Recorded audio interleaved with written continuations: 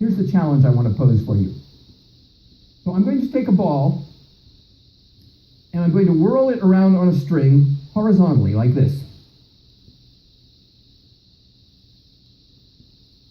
And if you look closely, you will notice that the ball is not perfectly horizontal. The string is not perfectly horizontal. If I make the ball go faster, the string gets more horizontal. If I make the ball go slower, the string gets less horizontal.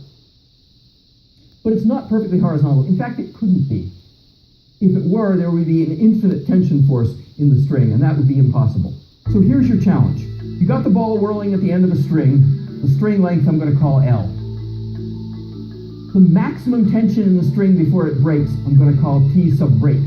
So strings, cables, things like that, they have breaking tensions. If you apply more force than that, they fail and they break. I would like you to find an equation for the maximum speed, Vmax, that ball can have as it whirls in its horizontal circular path, and I want an equation in terms of just the string length L, the ball's mass m, the breaking tension T break that I just described, and the other obvious thing that's working here, gravity, as expressed in the gravitational acceleration G.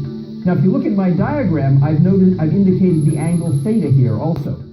And that's an important parameter in what's going on in this problem. That angle changes with the speed.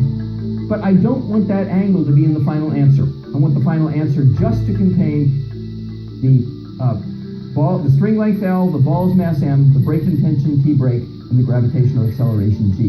If you can do this problem, you're pretty good at algebra and a bit of trigonometry, and you also really understand how to apply Newton's second law in 2 dimensions. So take a moment and work that problem, or maybe more than a moment. It might take you 10 or 15 moments, and I'll come back and give you the answer. Okay, here's the answer to the problem.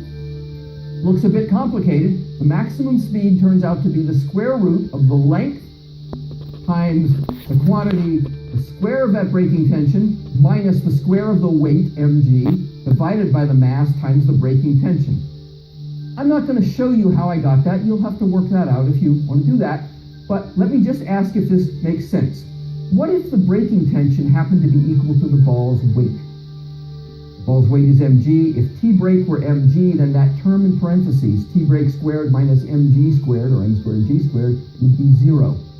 And that would say the maximum speed would be 0. And of course that makes sense, because if the breaking tension were the ball's weight, then just hanging the ball like this would be enough to break the string.